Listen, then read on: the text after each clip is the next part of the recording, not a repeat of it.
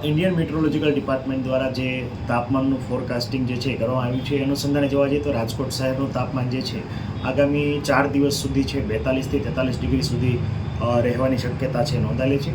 આ ઉપરાંત જોવા જઈએ તો ફીલ લાઇક ટેમ્પરેચર ઘણું બધું વધારે એટલે કે 1 થી 2 ડિગ્રી વધારે પણ પહોંચી શકે છે. અનુસંધાને જોવા જઈએ તો સૌપ્રથમ તો હીટ રિલેટેડ ઇલનેસથી બચવા માટે લોકોએ શું કરવું જોઈએ?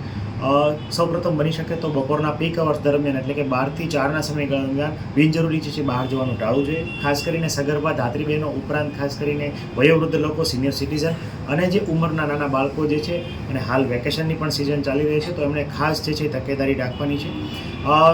જરૂરી કામ અર્થે જો બહાર જવાનું થાય તો બની શકે તો તમારા શરીરની અંદર હાઇડ્રેશન ઉપરાંત જે છે ઇલેક્ટ્રોલાઇટ એટલે કે ખાસ કરીને સાંદ્રતા ધરાવતા દ્રવ્યો જે છે એમાં પણ લીંબુ પાણી, સાદું પાણી ઉપરાંત લેમન ખાસ કરીને જોવા જઈએ તો કુદરતી રીતે બનેલા જ્યુસનું સેવન કર્યા પછી બહાર જવું જોઈએ.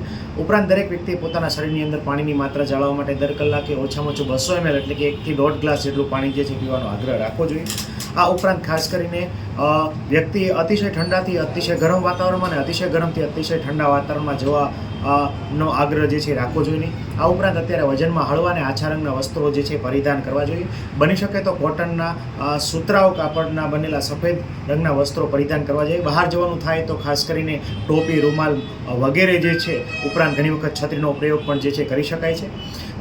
જો બહાર જવાનું થાય અને બહારથી કોઈ ઠંડા દ્રવ્ય પીવાની ઈચ્છા થાય તો અતિશય ઠંડા અને અતિશય ગળ્યા એવા કોલ્ડ ડ્રિંક્સ પીવાના બદલે કુદરતી રીતે બનાવેલા કોલ્ડ ડ્રિંક્સ ખાસ કરીને છાશ છે ઉપરાંત જે છે લસ્સી છે ઉપરાંત કુદરતી રીતે બનેલા જ્યુસનું સેવન કરવું ખૂબ હિતાવહ અને હિતકારક છે.